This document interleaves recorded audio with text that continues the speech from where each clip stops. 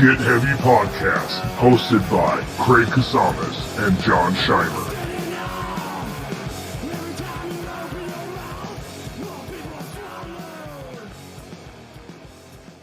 Fucking A, man. I think we're working. I think right. yeah. Everything looks good.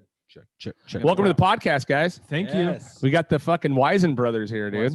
Minus baby. Brett. Baby minus bro. the baby bro. Where's he at? What's he doing?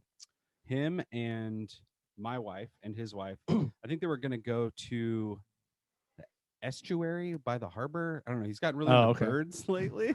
He just bought some binoculars. That's the most dad shit ever, yeah. dude. He's like, it's cool because I just like I can walk the baby and just like check out a bird. And then I got this book where like it's like, oh, like that's a black bird with red wings. Like, and I just check it out in the book. I'm like, okay, cool. That's sick. For you, man. Yeah, there's some fucking funny things that happen when you become dads, dude. Like, yeah. I've never been more impressed by mountains and like scenery in my entire life, dude. Like, and maybe it's just getting older. It doesn't have to be a dad thing, but now I'm like, we're going to Yellowstone in July, and it's like a bucket list thing for me. Yeah. I'm gonna be the asshole that gets like gored by a buffalo, like for sure. You know what I mean? Have you seen the Disney movie Yellowstone Cubs? No, I haven't, but I will watch it. Watch it with your kids. Yeah, it's so cute. Is it? Yeah, like it's about the Cubs there, and they go there, and the Cubs are like all precocious, and like they get into trouble. It's like 50s. It's like early. It's like early. Oh, it's an early movie. Early informational. Yeah. Oh, okay. All right. It's cute. Clearly, oh my God, like scripted situation. But you're going there, so you should definitely watch it. Oh, I'm definitely going. Yeah. He told us to watch it. It's crazy because I've been to Yellowstone. What's the one that's like in Wyoming? That's Yellowstone. Yellowstone. Yeah. So Yosemite's and here. I Yellowstone's the always one up mix there. up. But me and my wife and her family went to Yellowstone maybe 2 years ago. Absolutely breathtaking, amazing. Like, you know, we camped a lot growing up, and there's so much in Ventura growing up here. You know, there's mountains right here. Right. I absolutely took them for granted my entire life. Yeah. You know what I mean? They were just the background of my life. I never went hiking, never did any of that stuff. For sure. Know, we were into skating and playing music. That wasn't really our vibe. I moved to Florida. There's not a mountain in the entire state. There's literally not. It's insane. Yeah. So I didn't realize how much I missed it. But now we go on vacation in Tennessee in the Smoky Mountains. Incredible. Took this big family trip and absolutely breathtaking. Like Yellowstone has mountains. It has cliffs. It has like crazy, like, you know, Old Faithful is there. Geysers, bro. And like weird Geysers, bro. It looks like you're on Mars, like the crazy stuff man. around. But there's bears everywhere. There's freaking buffalo everywhere. Whatever. Yeah. All that's to say, Todd told us to watch the same thing, like when Disney Plus came out or whatever. We watched it. It's super cool because it's in the 50s. Like people are wearing like Pendletons like this and cool station wagons. Yeah. But it's so. I'm also just kind of like scared. It is so unsafe. Dude, the movie, like that's what I hear. Like they'll ram your cars and shit like buffalo if they want to. You just have to like you'll be like just gonna take it. Like what are you gonna do? Your car will just be stopped in the middle of the road for 3 hours because there's buffalo going by or bears. And then in this movie that Todd was talking about back then, like shit was just different. And these fools are getting out of their cars and like feeding them. Here's a peanut butter sandwich to a bear cub. It's gonna be me, dude. But if you see a bear cub, they'll tell you when you're in those places. Like, do not touch it. They make you carry a bell around. You got to get bear spray, all this kind of stuff. But you'll like, if I see a bear cub, I'm like, fuck, the mom is watching me from somewhere. And that's true. 100%. The only time a mom will. She's just waiting for you to fuck up, dude. If you touch them, they will beat your ass. They'll rip your face off. Yep. You can't. I'm sorry, you can't fight a bear. But also, unless you're Khabib Nurmagomedov, like that's it. That's the only guy. For for bears attacking humans, is like none. Like nobody. Because everyone knows that you don't. Feed them. They don't fuck with people though. You don't do whatever. Like I could imagine up there, they're probably used to people. You know what I mean? But where you get into trouble is the back hills where they're not fucking used to people. Yeah. What's that? Where you guys are? Yeah, you're in Jersey now, right? Second day, we were outside with our little dog, and a hawk flies down and like within like 10 feet of us, which is pretty close. Right. And we're like, oh my God, look at that hawk, was amazing. And really freaked out. Yeah, they'll mess you up for sure. So Katie called her parents, who are like into birds, and they're from Jersey. And they're like, oh, we just had a run-in with a hawk. And like while they're on the phone, I'm like looking in our backyard, which is just woods. There's just a bear crawling up our hill, just like right in our backyard. Oh no! I was like, oh my! I was like, we're at it. Like I'm supposed to be comfortable in my house here. Yeah. Or we've talked to our neighbors, and it's like they probably just weren't used to us being, no one had lived in the house for a long time.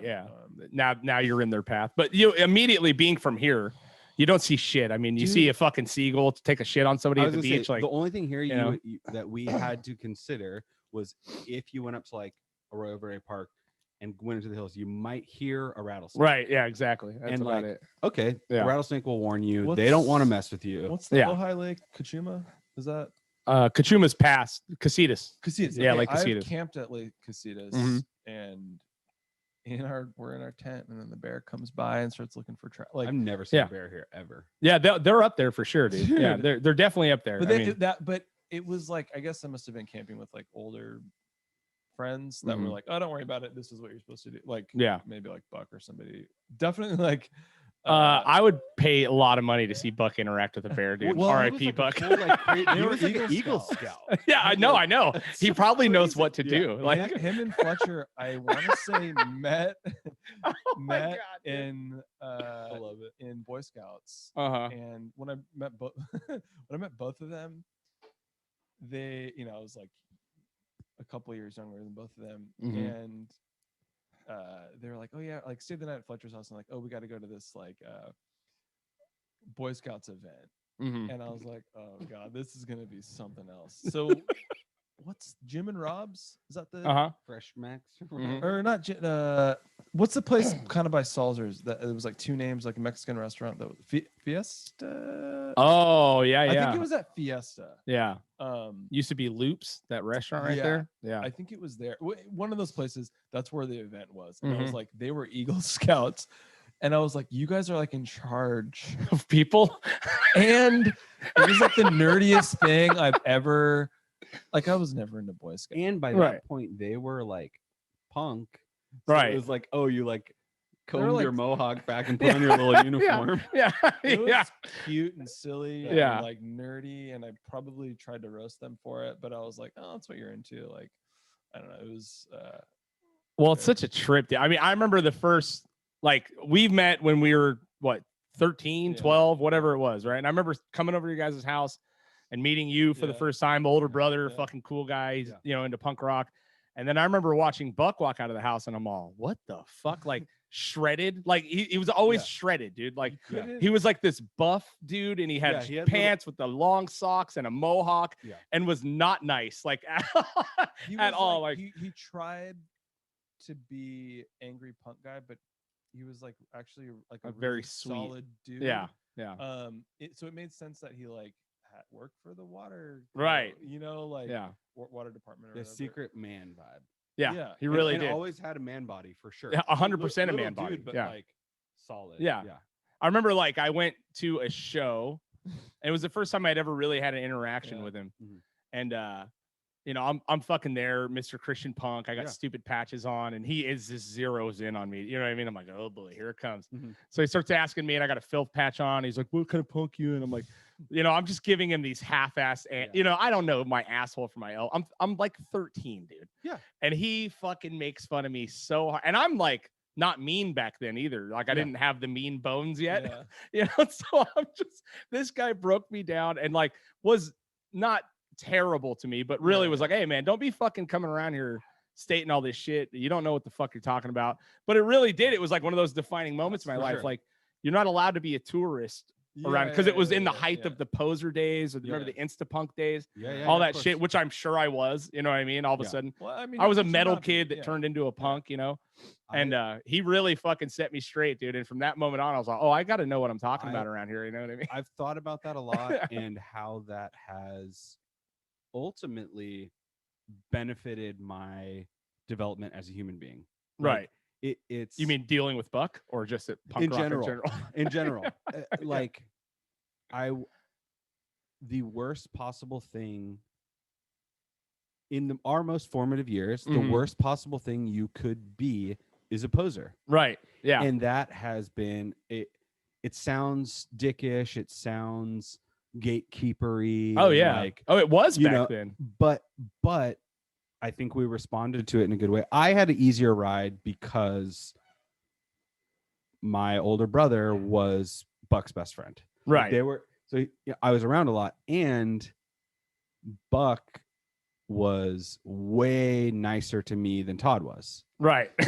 So I mean, me and Todd have gotten along. Yeah. Amazing that we, have never once had a falling out of any capacity. But if he's 15 and also having to kind of like prove himself, know his stuff, all that kind of stuff, his 13-year-old brother, like that's the last thing you want around. I totally get it. Yeah, that's funny. But Buck was he was 18, maybe. He like loved you guys and Brett and like, okay, everyone's going to a show at the living room, the OG living room, whatever, and there's the like, oh, you got to bring your little brother type of vibe. Oh yeah. Our parents didn't really do that, but there was like the implied sort of thing. I wanted to be a part of it, whatever.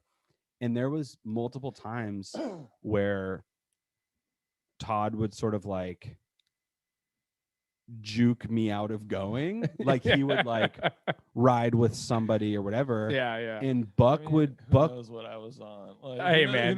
Teenagers, what are you supposed to do? Trying to hang out with or like or like, maybe you wanted to smoke or drink or something. Oh, that's a good point. Why would you want me there who could eventually and probably would eventually rat you out, get you in trouble? Yeah, maybe that was it. You know what I mean? Definitely was like, and you were you were like trying to be cool, your own cool world. But Buck would be like, would come and pick me up after Todd left. Yeah. Oh, that's cool, man. He would give me he'd be like no, or he'd be like, Todd, shut the fuck up. Casey's coming with us. Nice. And I'm like 12, 13, like, hanging out with 15 to 18-year-olds. And like, I'd be like, using some craft technique that we learned from my grandma to like make myself a minor threat shirt. Right. And Todd would be like, why are you doing that? Like, just get something from the thrift store. Like, this is stupid. And Buck would be like, this is so amazing. Can you make me a shirt? Like, so supportive. Yeah. And it was like probably kind of lame and would be embarrassing if I was in Todd's position. Yeah. But Buck was like, I can't believe you made that. That's so cool. Like, so supportive and went out of his way to, and probably in a slight way from his position, he probably thought it was funny to fuck with Todd. Oh yeah, it probably killed. Be like, oh, Todd doesn't want his little brother here. I'm gonna make sure. I'm gonna be his best fucking friend, dude. Exactly. Like, I mean, I vividly remember him giving me tapes, patches. Oh yeah, teaching me how to do slappy grinds in our backyard. Like, he filled a very cool older brother type space for me. Yeah, and in a completely different, unique relationship with Todd. Which was amazing, and he was 18. He was older and cooler than that. That I think because like obviously I didn't notice any of this, but for sure, him and like Dad were definitely on a team against me. Probably you too. Yeah, where like they would roast me in a. Oh no, yeah. You know what I'm saying? Well, like, I had that with your dad too. I fucking love your dad. Yeah, and like I just would, love that fucking man. They would roast me in a very specific, like, probably the same, and you would get. So there was that wall. Yeah. Because I was like not the most. I mean, I was into punk forever and all that, but then I was like, I actually just like music. That was kind of like a certain point. I like broke off and was like, I'm into like the Beatles. I like fucking music. I was the same thing. At that point, I was already so they would kind of like roast me for like, you want to be like 60s or whatever. Yeah, because Buck wanted to dress punk. Yeah. Till his final day. Yeah. And you, even by the time you started kicking it with them, you wanted to. I was like, dress nice, dress cool. I like how like Elvis, whatever. Yeah.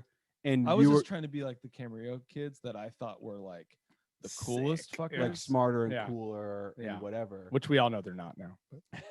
Like, yeah. So you were buying like 60s button-up shirts from the thrift store, and he was wearing Germs t-shirts. Yeah. Right. And I was so young that was still so cool to me that he was wearing, there was like right. I eventually like leaned into my own path of thinking that like dressing rockabilly was really cool or whatever. But there was a little bit of that of like even I don't even know who started it, but that like Facebook group of like 90s Ventura punks or whatever. Yeah. Like I spent hours on that looking at photos. Totally, man. And they're amazing, and it's a time capsule for a lot of that is geared more towards Todd's. It's definitely our generation is a little bit which is funny because it's like we're only 2 years apart. I know. And it's a completely different set of faces. Yeah. Well, also I was young. I was you were the young. You were on the younger end of the spectrum too. Even a year younger than Pat. Right. So it would have been like Pat would have been even maybe the youngest of those people. But it's funny, like you see like Peter Pan's Army or Exxon, or like you see like even like Caesar, who became like a kind of weird cool guy. But like you see Caesar, you see Little Matt, you see all these people dressing either like crazy crust punk style, right, or dressing whatever, just like punks. It was a 6-month cycle, or kind of like skate punk, like every 6 months it turned a little bit. It changed a but little bit. they still all dressed punk. Even like Woodgrain, who looked like a skater. When I look back now, I'm like, oh, he just looked like a 90s skater. Right. Yeah. But he would wear like a Youth of Today shirt or like a Reagan Youth shirt and like Dickies and like skate shoes. Like he dressed pretty normal skate style. But like you see this picture of all these punks. The girls wore vintage clothing for sure, like funny glasses or like a vintage dress or whatever, like just 90s alternative. Yeah. And then you're dressed either like you're in the Beastie Boys, like you're wearing like in a weird like vintage Adidas jacket, or even a little bit later, like you started buying like nicer clothes. Yeah. But those were still your friend group, your bands. Like I wanted to be you didn't want to dress punk. Yeah. I don't know what spawned that, but it was like, oh, well, you just those times, man. You are just trying to figure out who the fuck you are. You know what I mean? Like it's so. I mean, the amount of times I've changed the human I was from 10 to fucking all these, 17. You know what I mean? Like looking back at as an adult, like there's like feelings inside of you that you don't know what. You have no idea, and you're like, oh, I don't feel like I look. I want to feel how I look, or look how I feel, right? And you want to like. Right. I definitely had those like, there's things going on with their family and all these things. I remember like being like, oh, what? No, I'm not like, I don't know. Yeah, it was a trippy time. But the one fucking cool thing about Ventura, and that stands apart against all the traveling I've done in my fucking life, is the fact that it's a unified force here. If you're from Ventura, I mean, unless you're a real piece of shit, you know what I mean? Like, you're pretty much accepted. Like our friend group now, which you guys aren't involved in because you live out of state. I mean, there's 20 fucking kids that known each other since birth in our group. Every single party we have is 20 kids minimum, dude. We're all on our third round, like at this point, you know what I mean? And everyone's accepted for the weird shit. No one's really, I mean, like I said, unless you've really ousted yourself and become like some psycho human or on drugs, you know, like Ventura has always been an inclusive city. Like even with these little walls and these obstacles that we all face, you know, like for you, like for the regular punk rockers to accept a bunch of like Christian punks into their scene is so wild compared to like what, you know, like compared to what was happening in the world. Name drop a little bit. Let's do it. Let's go. I mean, not really. We were literally like actual friends with Chad. Right. Yeah. And like who like talk about that's not much of a name drop. I know. I was just kidding. But like you're like, okay, who's this? Bleep it out, actually. We were actually no, but like the more we mention him, the more he comments on our fucking feed. About Instapunk, but he knew it, and I think the fact that he knew he was a nerd. Yeah. But like we were like actually friends with him, and like, wait, like you're gonna be friends with like this like darky Christian? Yeah. But then we like. This is even before Officer Negative. Yeah. And then Officer Negative, and we're like, oh, Officer Negative, what a bunch of dorks. But it was like, oh, you guys are just friends, and you. Yeah, but you guys capped on him. He was like your friend who was like slightly outside of the group, but like he thought we were cool. everyone's still accepted. Yeah, it was like, you know what I not mean? like- Though? Yeah. And I was definitely like Christian adjacent. Yeah, we grew up. You guys grew up religious, Yeah. right? Your parents have Our always parents been devout. have always been Yeah. chill as hell. Oh yeah. Like it wasn't like a strict Christian upbringing at Yeah. all. But like we went to a Christian school for like kindergarten and first grade. Right. And not only that, your parents are a true representation of what that shit Yeah, is. they were like kind, For sure. considerate, Open nice, accepting. door Your house was the policy. flop house for Yeah. everyone. Yeah. I mean, even when I didn't like Casey that much Yeah. later, I just went over there to hang out with Todd, dude. Absolutely. Like Yeah. I would literally Yeah. show up and be like, "Oh, what's up, Casey?" And I'd just be Yeah. hanging out with Dad, Yeah, with Todd. We, we talked about it a little bit yesterday You know? in talking about coming here. And like, I mean, not just in the way that I should say this because, my dad passed away in December. Yeah, it's heartbreaking, man. And not just the way that like it's a courteous thing for me to say to you, like my dad loved you. Like Yeah. would even brought you up like not. I was gonna say like in not times long where ago. in Like, times yeah, where yeah, You're like, definitely. why? in times No, where like, I hadn't talked to you in 2 or 3 years, Mhm. which like it's just the way That's it- life, like, man. You know That's what I mean? how it Like happens, yeah. I've never had any ill will or ill feelings Oh about yeah, any Ventura person. Right, Like, These right. are my deep true family roots, Right, of course. Everyone does their own thing. No big deal, not even worth glossing over. But he'd be like, I saw Craigie at the store. Yeah, or, that's like, yeah, and I'm just like, yes. So like yeah. or Kept- he'll talk about your kids or It even- just whatever. it you know. Well, we Yes. would go by and visit him and Yeah, shit. You know 'cause what I he mean? would- Like, yeah. Well, not only see you guys, but like, a lot of his like later years were spent like online. Like that was his Right. only way to. So he would just. yeah, because it took him a half an hour to get off the couch I know. Yeah. because of his physical ailments. Yeah. Like Yeah. he couldn't be out. Yeah. and So about. he would, Yeah. but he would like love to keep track, like tabs on like whatever all of. Oh, our for friends sure. are Everyone's too. doing, yeah. Like, He I mean, actually I became- didn't have a father Yeah. growing up. You know what I Yeah. mean? And like your old man and a couple of my other friends, Yeah. LeBaron's dad, Of his course. stepdad was awesome. I mean, R.I.P. Chris, but your dad was a Yeah. true father figure to Yeah, me. You yeah. know what I mean? I would Mhm. come to him and be like, dude, fucking my house is nuts. He's like, hey man, like he'd always give me like good, Yeah. honest advice and then make fun of me. You know what I mean? It was like he was Yeah, a real for true father yeah, figure. You know what I For mean? And, sure. And amazing. and your mom too. I mean, Yeah, and- Trish the dish. yeah, Come on. You and know what I mean? not, like in a really unique way that as I'm older now and I don't have kids but my brothers have kids, and knowing people that have kids and all this kind of stuff, like I've appreciated so many subtle things about my parents' parenting style, which was Mhm. no style at all. Mhm. They were just honest, Mhm. gave a shit, Mhm. and above all else, like whatever this kid, treating you with respect as a 13-year-old, Right. and whatever you need, it's there. Mhm. Like not even a question of should we do this. I mean, I think about now, and at the time it didn't seem that crazy, but Right. I mean my dad ran into Ryan Berger. I'd been super close with him, and then Yeah. not for a little while, and then like saw him somewhere out, like over by the college, where I ran into Mhm. him, and as my dad would do, hey, what's up? How you doing? What's going on? Whatever. And I don't know if Ryan told him, I don't know, whatever it was, but found out like, oh, like he was basically homeless. Yeah. Oh, we're like sleeping in this like abandoned church Mhm. type of vibe. Right. And without question, not talking to me about it. Right. I don't even think he talked to my mom about it. Refused to let that be Okay. Yeah. and went out and found them and said, you guys are coming to my house. Yeah. And they lived at my house, like I think even when I didn't live there. Right. Yeah. Because he was just like, and without question, no, like, oh, I'm gonna just give them some money, or no, like, oh, I hope they don't steal from us. No, like Yeah. no rules.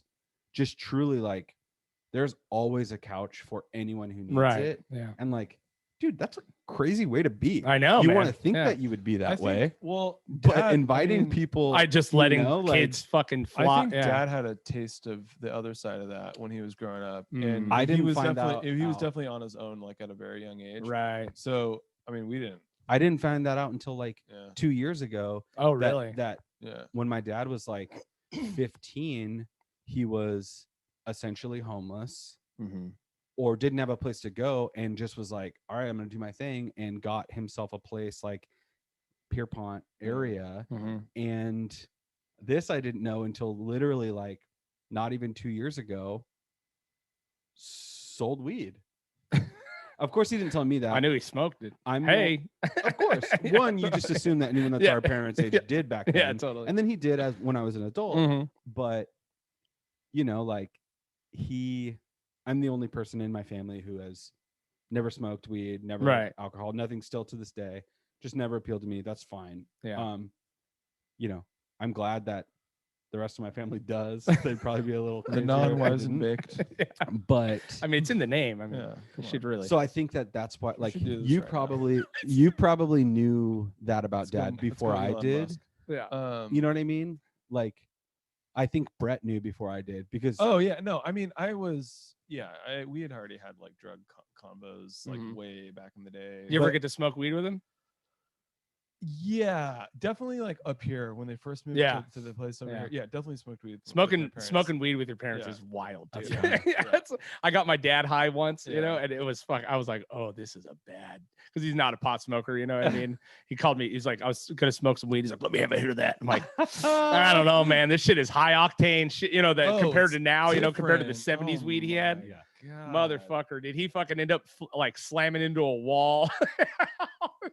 No, I had to put him in bed like a 3-year-old. I mean, I've even like bought and brought, like when living in LA, I brought my dad weed from LA because like, you know, my dad was obviously sick for like, it was like 20 years. Right, man. And I'm like, at that point, one of my biggest fears is like, dude, like, I don't want him to be like addicted to pain meds. And like, so like that stuff will destroy your life. It destroys your body on top of that. And his brothers had problems with that. Like my uncle like messed up his back and then was just like on pain pills for 20 years until he died or whatever, you know, like that's a brutal way to be. Yeah. So like, just to live in pain like that is for one, I don't want you to feel the pain. And for two, I don't want you to get addicted to pain meds. Yeah, like, dude. This is the worst thing I can think of. Smoke all the weed in the world. Please. Like, yeah.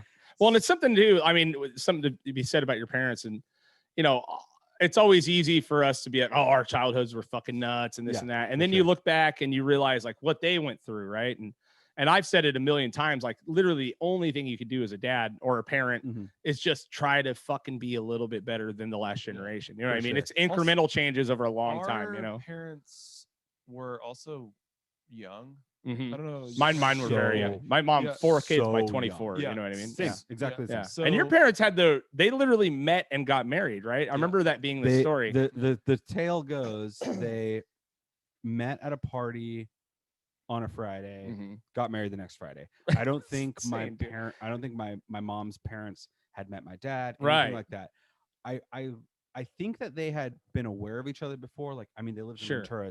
It was even smaller back then. Yeah. So it's probably like, oh, like that's that girl, whatever. But there's also funny anecdotes because, like, I mean, till his final day, like my dad was cool. Not like cool in the sense that he was chill, like cool. Yeah. Cool looking. A cool dude. Hunk. Super hunk when he was young. Like looked like a tall Kurt Cobain. Like when I see pictures now, like, I mean, 70s long hair, never wore a shirt, chilled at Pierpont, like was just like a fucking cool dude. So apparently when my parents met, my dad had like 3 girlfriends, which like, okay, that's like some Brett shit. Like I could like first of all looked like Brett. And like you know what I mean? Just like man, like, cool. Brett's the sneakiest Wisenbaker around, dude. Sure. You guys are all out in the open doing shit. Brett's getting the work done, dude. So Brett's out there fucking solving real world problems with pussy. He played guitar, sold weed, had long hair, was fucking cool. So he's honking, he's like modeling and shit, right? Yeah. So my dad, pimp, had 3 girlfriends, meets my mom, is like, cool, this is it. Like, I'm done with this other shit. Like, dope. Like this girl. And made it last, dude. They lasted the whole time. It's insane. Incredible. It's like the story you hear and you're like that does not happen. Like imagine being married to the first chick you were ever with. Dude. Yeesh. You know what I mean? Like, I'm the most sane person in my family. Right. And me and Blair were together for 15 years before we got married. Yeah, exactly, dude. We had to have 2 kids before we got married. Like me and Rosie. and it was finally like, what I you guess ultimately we should do this, huh? what you ultimately find out is like all of those things are right. All of those things Totally. are appropriate. Yeah. It's just that's insane. If my friend was like, "Yo, I met this girl on Friday. We're getting married," I'd be like, "You're a dumbass. You're out of your mind." But so like, there's a story where like right after they got married, a week or 2 after, they're like at the grocery store, and some chick comes up to my dad and was like, "Where have you been? Like, why aren't you returning my calls?" Like, da da da da. And it's so funny to think about in the time period. It's not like you can just like text your girl, like whatever. Shit's done. We Sorry. were supposed to meet at 5:15 at the And ice so- cream parlor. yeah, Oh, right. I ended up getting hitched that day. I Sorry. was waiting at Foster Freeze for 4 hours. I was gonna try some of those corn burritos everyone's been talking about. I was at Hi Ho. Yeah. So he was like, Oh, it's so he was good. like, "Oh, I'm married now. Like, we're not a thing anymore." And she was like, "Yeah, right. Like, you're just saying it, like, kind of getting pissed." Yeah. And he was like, "No, I'm literally married." And my mom was like, "Who is this girl?" And he was like, "Ooh, Oh, it's boy, like, dude. yeah, I had 3 girlfriends." Yeah, I remember being But- at the bar, before me and Rosie got married. I might have been right before we started dating. There was like 4 chicks that I was kind of fucking around with at the bar at the same time, and then I look over and they're all talking to each other, and I'm gonna light this bar on fire. Yeah, dude. yeah, like I wanna fucking, like I sitcom need to style, Get the fuck like- out of here, dude. Like, they're gonna kill Bill Oh you. my god, Ventura's too small, dude. I gotta get the fuck out of here. Yeah, but those days are gnarly, man. But I did want to ask, why are you famous in Japan? What are you doing over there, dude? Seriously, what is happening? Why? What's happening over there, dude? Japan's cool. Obviously, I you're mean- a national treasure over there. What's going on? I'll accept that. No, so there's many roots to this tree. Yeah, okay. First of all, obviously, I'm not famous in Japan. That's an exaggerated joke. He's been But in Japan. I love Japan. Me and my wife went for a honeymoon. We've gone a few times since. Mhm. Before that, when I was still in LA, before I moved to Florida, I worked for a company that sells Japanese denim, like almost exclusively brands made in Japan. And that speaks to like the larger thing about Japan, where they will culturally really, hone in on something, focus on something. People will dedicate their life. I mean, there's like their lives to it. Yeah, for there's like sure. 5th generation indigo dyers who are making jeans and stuff. Yeah. And a lot of it is in like a classic American style. It'll be kind of like rockabilly-ish or western-ish or whatever. The nicest, best version of everything. Of everything. So exactly. Their So- coffee game is out of exactly. control. It goes for food. It goes for Everything they coffee. do. Anything that you're into, there is Yeah. the best version of it because someone has dedicated their entire existence to it. Right. Like here, and taking pride in it as Yes. well. Yeah. and Exactly. here, I'm into shoes, I'm into guitars, I'm into Right. vintage skateboard. Like you're into all this kind of stuff, and it's awesome. Mm-hmm. And you feel like you've dedicated as much as you can to each thing that you're into. And Right. it's sweet. Like you could be in your mind 100% all in on guitars and 100% all into motorcycles. Right. And that's very common. A lot of people in our world have Right. gone down that path, and it's great. And they have a true dedication to each, but they take it to a level where it's like, oh, I'm going to be a vintage motorcycle guy. My entire existence is vintage motorcycles. Right. Exactly. What I eat, what I drink, It's crazy. how I dude. sleep, how I dress. And then it'll be like, oh, not just vintage motorcycles. I'm only into 1942 Indian motorcycle. Right, You know yeah. what I mean? And then they never stray from that passion or from that path. Right.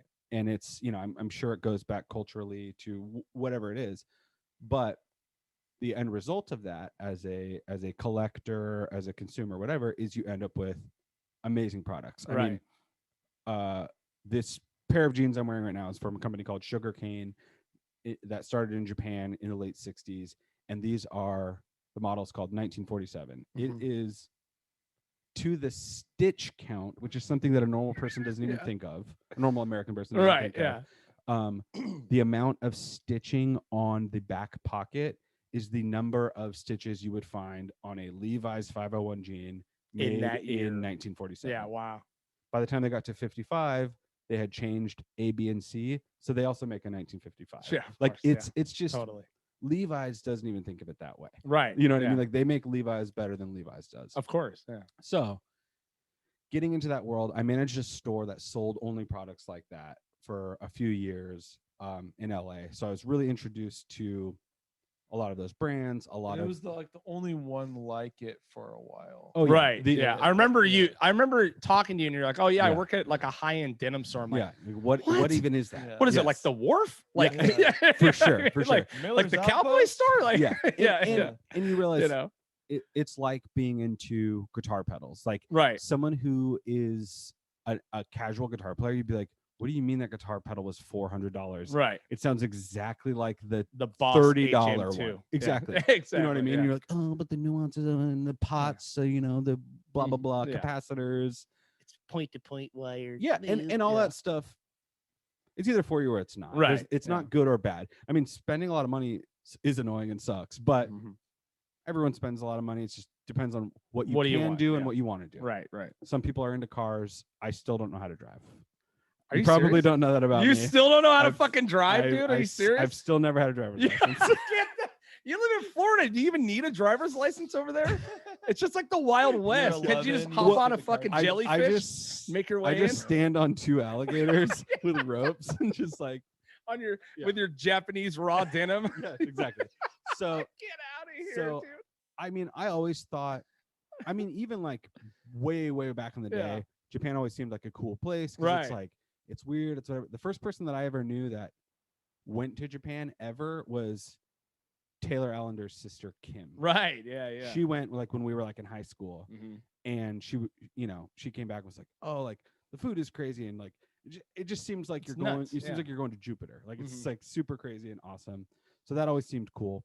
Second person I ever knew that went to Japan was, in my mind, one of the first truly amazingly cool people I've ever met, which was Sid Stankovic's Sid's Tattoo Parlor. Okay. In Santa Ana. So some of the first people we ever knew that were getting tattooed were like our youth pastor. Right. You know what I mean? We're in like 8th and 9th grade, and he's showing up with like flame tattoos and whatever. So there was this Christian rockabilly American traditional tattoo shop in Santa Ana, California, and people in our world were getting tattooed there. Right. That just seemed like a natural progression. When we're old enough, we'll get tattooed. So I started going down there with like Amber Reeves and people like that who were getting tattooed there. Met Sid, who was this cool looking rockabilly skateboarder, badass tattooer at the time. And one time I went there and he was like, oh, I just got back from Japan.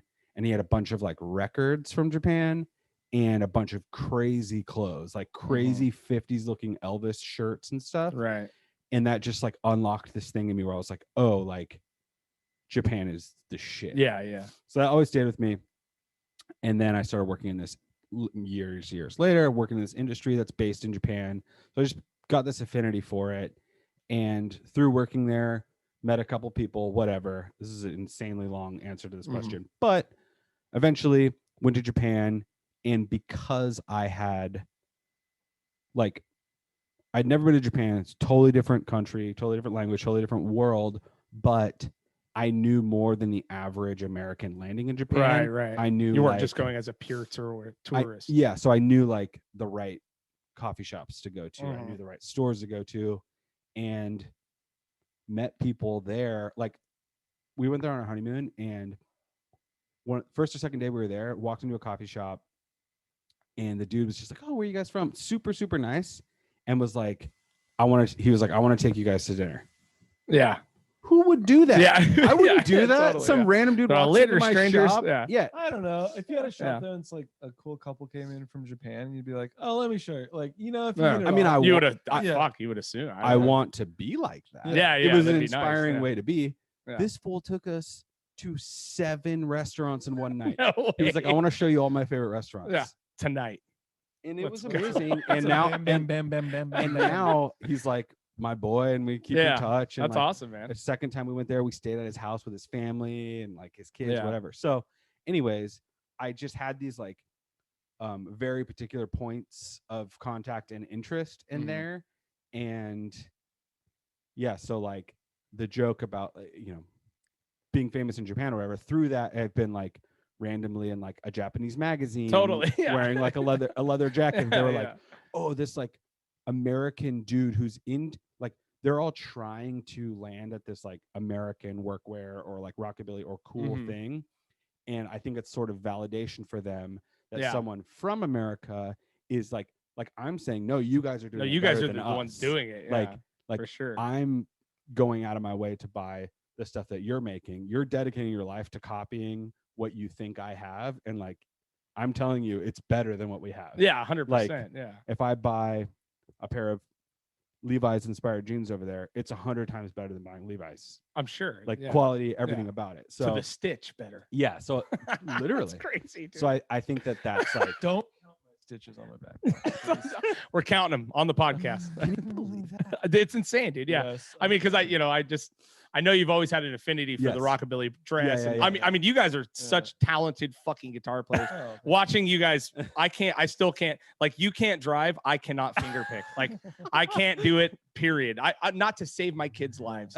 I can't even play fucking Stairway to Heaven on it. You know what I mean? Like, it's so wild, but watching you guys, I mean, do that, and then just the affinity for Japan and, obviously the old school Dodger shit. Family, in the 80s, like our uncles and stuff, they were like rockabilly, and that kind of like had a lot to do with, you think so, how we were as people, and the music we listen. Like we were always like listening to Buddy Holly and Chet Atkins, and like my dad, and even like so that kind of like I think led us, or Casey, even like towards Stray Cats. Yeah, like totally, dude. Because again, our parents are young. Like they were hip.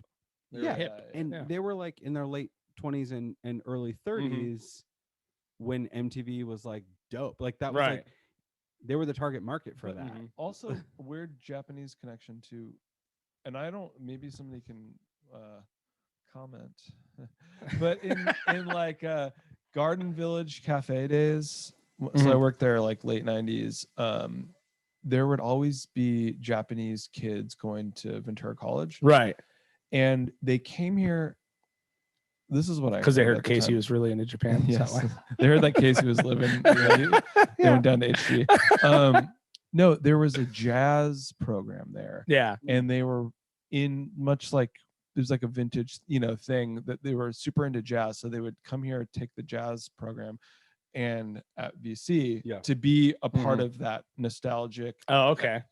Thing. So that was and there would always be like Japanese, 20-year-old ish age at the thrift stores buying anything skateboard related before that was even a collectible thing. Yeah, right. That's definitely not late 90s. So there was like a California Japan connection. Southern California is the coolest place it is cool, man. That's ever existed. Tokyo you feel like you're in California. Yeah, that's kind of what I've heard that, besides it's times 12, you know what I mean? Oh, absolutely. But like welcoming, also fake nice, but also like thrifting, which we took to early. It was a wonderful double-edged sword because we were poor as hell. Didn't really even realize how poor we were. All of us. I never knew how poor I was until. But also when we started caring about how we look, wanting to have an identity, wanting to not be a poser, back to my old point, it was like, oh, it's time to go school clothes shopping. My mom would give me $20 and I'm going to the Army surplus store and to downtown to the thrift stores because Wild Planet represent. That's what's up. You know what I mean? Like you're in addition to buying punk shirts and patches / making punk shirts and patches, like you're gonna wear an Army jacket, right? You're gonna wear some shitty old jeans you found on the rack, or like also the era of punk that we came up in. There was a wackiness, a silliness. Oh yeah. So you're like, oh, I'm gonna buy these bright green golf pants. Yeah. Cut them off. Totally. You know what I mean? Which I'm is gonna like sew some zippers on. Yeah, it's like kind of like embarrassing. That's what it was. We were figuring it out. I showed up in 6th grade with a Joker's hat on. Like we just and a Fred Flintstone gangster T-shirt. Dude. Yes. You know what I mean? And there was no kit was probably worse. There was no one else like telling us anything. Like we just wanted to look different, look weird, have fun. Yeah. You know what I mean? Wear a dog collar around your wrist or your neck or both. Or both. Definitely wear a choker. Definitely with a chain, the Sid Vicious chain on it. You know yeah, like and so we got into going to thrift stores. And and you would see like and hear of like, oh, like people from Japan come over and they buy Levi's and Dickies and sell them for $500 in Japan. Like that was just like a rumor that I was like where you first heard like a pair of first Jordans went for $400. I know. Yeah, like and that like made it on the news. And you're like, oh, okay, I want to get. And I'm like, oh, my dad Need to get has on like this Jordan 5 market. pairs of those that he bought at Big 5 on sale. Yeah, really. Yeah, but they're size 15. Yeah, So yeah. what are they doing to them? So yeah, That's so funny. so I think that sort of like continued to set the stage as well for my being into Japan. Yeah. And also going back to the like the worst thing you could be growing up was a poser, is like this obsession with authenticity that we all have. Right, Like, right. Of course. if you're into something, you know everything about it. You know what I mean? Like the worst thing in the world is to be checked on like, Yeah. you know, What you think you yeah, know, or what yeah, you're like, trying to portray. the fact that you you know. you like Metallica, like name 5 songs. Right, Like, yeah. that's a shitty way to be. Yeah. But it was a common occurrence back in the day, dude. and it made you know your shit. Yeah, it does. Like, It makes you know. It's It's something unique effective. that punk rock offers. Yeah.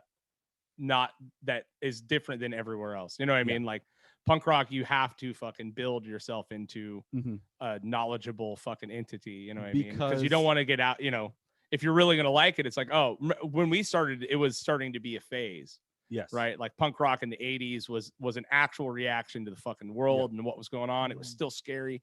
When we were starting to do it, it was like, oh, now you're in your punk rock phase. That's kind of how MTV was helping you build it. And all, you know, oh, now you're in the grunge phase or all this stuff. But we were terrified of of proving to everyone that we were going to be this fucking forever. You know, and what I for mean? better or for worse, we're still here. Still here. We're in my garage. Yeah. Being punk as fuck. But still wearing his. So I remember when you guys kind of both disappeared and went to LA, and now I hear you guys are in a band called Whispertown, and now it's Whispertown 2000, which seems very Casey to add a 2000 on there. I don't know why. So they had that horrifying name before. Did they really? Oh, I thought it when it was that's all. The whole band name scenario. I had like basically, so the whole band was I was friends. Name drop. Right. I mean, this is. We'll get into the name drop sections later because Todd's got a grip of them. Free name drop. Yeah. We were just. She was friends with Runyon somehow. Right. Like just. She wasn't. I mean, barely even. Riley Kiley wasn't even a band. I don't think. Right. And then she's like, "Oh, you play guitar pretty good. You should." My best friend that I grew up with, Morgan, writes cool songs. You should play with her. And then it was like, okay, I'll do that. And then she, having nothing to do with me, asked my roommate to play bass. And I was like, what? Like, oh, this guy's going to play bass? Like, he doesn't really play bass, does he? So he just like joined the band. And then they came up with a name. I had nothing to do with it. Yeah. It was like, I mean, the music was killer. Yeah, I mean, it was you know, just like, it was just such into a funny. When I heard 2000 and saw Casey and it was all. Well, the first name was. I immediately blamed you. The first name was Vagtown. And it was better, like, dude. what's the worst band name you could think of? Yeah. And then like somebody was like Vagtown. And she's like, yeah, how do you make it worse? Add a 2000 to it. And then it was like a joke, and then it got put on a flyer, and it's like, well, we can't. That's how the now. Wrath was, dude. The Wrath was going to be the Wrath. There was a band called the Wrath, some shitty hardcore band from Slow. We're like, fuck it, we'll be the fucking Wrath. And then it's like, and then like now it's and done. Then it's the worst thing in the world. And then you realize band names don't matter. It doesn't matter. Like, you get to a point where all you think about is you associate with that band. Right. You don't even realize that it means anything. It doesn't. It becomes the so. But yeah, so we did the. So Casey kind of replaced the bass player. Yeah. So I was living in Ventura, and I actually, before I moved to LA, I moved to Atascadero for a very, very, very short amount of time because this guy Seth that I knew up there, he played in a band that was again sort of like the Christian alternative punk world adjacent that was called Watashiwa. They started as like a. He also played second guitar in MXPX. Calm down. Yes. Calm down, dude. So he was in Watashiwa. Maybe you've heard Is of this him? coming from the guy that plays with Elvis Costello? Right? Yeah. Oh, yeah. Okay. Just making sure I'm getting all that right. Watashiwa was. I was friends with them when I was playing in Officer Negative because they were young as well. They were my age. Right. And we were younger than any of the other bands. Chad was older than us. Yeah. But like MXPX was considerably older than us. Yeah. You know what I mean? So we were young, he was young, cool, whatever. They were in San Luis Obispo, we were in Ventura, which is far, but at that time it still feels like the same scene. Like it feels like from Thousand Oaks. We can thank Numbskull for that. From Thousand Oaks to San Luis fucking Eddie is the same scene. Yeah, same shit. Ish. Yeah. Continued. So anyways, he was starting a new band, asked me to join. I was like, cool. I'm just like living in Ventura. You guys had your other bands and were touring. Right. Before that, I was planning to Hit the Deck, and that sort of was fizzling out because Jordan was going to college, whatever. Yeah. So I wasn't doing anything. Moved to Tuscadero for a little bit, and then Todd had lived in LA for a long time already, played with different people. He was like, oh yeah, like Jenny's friend. She writes these really good songs. She just isn't really a musician. Right. Like from my view, you were sort of just like putting together and polishing. Like she had a gift for writing interesting things, but could barely play guitar. Right. Didn't know even like what chords were what or how to put them together. And Jenny was like, she's got this. You guys should do stuff together. She's got this special thing, and Todd is really good. He can put the icing on the cake. Yeah, totally. Kind of a deal. And then that rolled together with Colt, who is playing bass, and then your girlfriend Vanessa has an amazing voice. And Todd was like, "Oh, she can sing really well," and she had never been in a band or anything. Right. She's just like a very talented person. So he's like, "Oh, she can harmonize. I'll structure the songs a little bit, add guitar parts and whatever." I was like, I'm moving to LA because Todd's there, and like it just seemed like that's what you do. Right. If you're going to be a musician in LA, you got to move to LA to be there. Yeah. It was just I don't. Yeah, it was nothing. Just like something to do. Yeah. Nothing. Yeah. Well, Ventura, you can only get. You know, you can only get so far in Ventura. We had to venture out. We had. By the time the Wrath was going, we had toured more times on the East Coast than we had the fucking West Coast. You know what I mean? It's just you have to get out. But I mean, when you think about it, Todd, like I mean, obviously Whispertown, does the thing. You start branching out, you start playing. I mean, like, are you fucking surprised at the amount of crazy shit you've been able to play with and people you play with and all that? I mean, my life has been like, okay, this is our true name drop. Yeah. Name drop. And this is a funny anecdote for a podcast or whatever. But so Runyon met some people that lived in LA. Real quick. Wiggle that mic around a little bit. Sorry. Hello, can you hear me? Yeah, good. Sorry. Michael Runyon, Camarillo, punk, very involved in the Ventura scene. I just want to give the listener some context. Yeah. He's from Ventura though. He lived in Ventura first. Oh, but to us, yeah. Camarillo played in the Goods. And Silence Forever. Amazing. Yeah. Like, very good, talented dude. This like separated from all these years. One of the bands that stands out as the best to me. Oh yeah, they were the Silence Forever. Silence Forever was killer, dude. Like, I have their 7-inch. I just found it the other day. That Kapavi Runyon world. Yeah, it's incredible. Wagner, yeah. Like amazing musicians, killer bands. Like that. So he was one of our first like connection to LA because he was doing shit with was it Aoki and shit back then? Yeah, right. We did reconnect with him in LA, but so he had a friend that lived in LA, or he had like a little punk kind of house down there, and I was like, might want to move down there. So I would go down there on the weekend, like take my parents' car, and there was a flea market down the street from where they lived, and I would. No, they didn't give a crap about it. Yeah, they thought it was like Hollywood or whatever. So I went down there, and I had like some cool 70s sunglasses on, and I'm just walking down Melrose, and I went to the flea market. Like I did the same thing yesterday. And I'm walking, and there's a guy in a Denali GMC car, like, and this must have been 2001, some point in 2001. And he like looked, he has a beard, and he like opens the window, and he's like, "Hey man, do you play bass?" And I was like, "Yeah, I do." I was like, "I do play bass. I like do play bass." I was like, "How did you know?" I was like, "That's what I do." And he's like, "I mean, I play guitar too." But so he's like, "Well, I'm over at the studio, like David Bowie's recorded there and all this stuff." And I was like, "Cool, man." And I like had a couple, I'd been to some studios and stuff like right, that, you know. But so I didn't have any idea who this guy was, and I follow him to the studio, and he's playing me his band, and it seemed all legit. Like, and first of all, his car was so nice.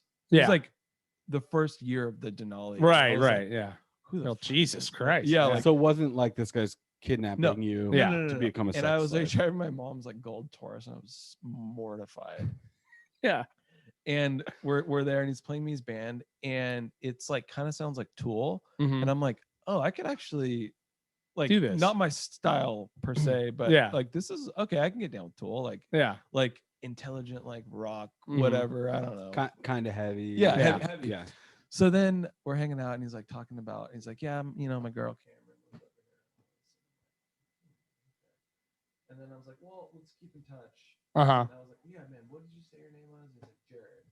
And then I was like, okay, leaving. And then I was like, oh my God, that was Jared. Oh shit. Oh my God. Jordan Catalano from My So-Called Life. Weird, so I definitely didn't recognize him. Yeah. Yeah. Oh, get that CD, dude. That happened, and I'm like, go back to LA or go back to Ventura, and I'm like, first of all, tell my parents, like, I gotta get diesel jeans. Like, I gotta start. Gotta play the part. We like, gotta. my friends would steal diesel jeans. Oh yeah. I would never do that. Right. So I get some jeans, and literally, You gotta dress for the job you want. 3 days That's later, Radiohead played at the Bowl, Mm-hmm. and you know, that was the band, the best band of forever. Yeah, forever. That was still a band. Yeah. So I went there, and I run into Jared Leto, Cameron Diaz, Tom Green, and Drew Barrymore. What the fuck? The four of them. Yeah. And Jared goes, "Hey, this is that kid I was telling you about. No Isn't way. he cute?" And all this like, and I'm like, "Oh my God, I made it." Yeah. You know. Yeah. And so I try out for his band. And I'm like hanging, you know, and there's like multiple people trying out, so we all kind of switch around, and we kind of became friends. And like I went to his house like on a Saturday, and like Cameron Diaz was like cooking, and like a pretty modest house off of Melrose, making breakfast, and I'm like hanging out with them, and like I'm like, okay, this is like I still thought I was cool, like I was still punk, so I wasn't like completely starstruck to the point where like I was like, you guys are like, I mean, Cameron Diaz was like, no, totally, I get it. Come on, yes, but like still to this day, I saw her like a couple of years ago in Ojai. I threw a shot at her, dude. Ultimate. I was married and everything. I told Rosie, I said, I'm sorry, I don't think it's gonna work out. I just flirted with Cameron Diaz at the store. She's also married to like that dude from Papa Roach. Or something. Whatever it is, I don't know who it is. He looks like a white trash piece of shit, dude. And I thought, there's no way if I can't steal Cameron Diaz from this fucking loser, I'm an idiot. You know, it's what I started thinking, dude. So that was like, You're like, so you're into white trash. Huh? Let me show you something. First, not brush, but like the band thing. I guess if like I had been more like proactive, like I want to do this for right. Like it was just like we kind of fizzled out. He's like, I didn't have a cell phone. He's like, dude, you got to get a cell phone. And yeah. Like, whatever. Like it wasn't like it was a cool thing that happened, and like I didn't have any ambition to be a professional musician. Right. That wasn't why. Well, that's not why we started playing. No. So it never became an option. That wasn't. But like, you being available and you being saying yes and understanding that.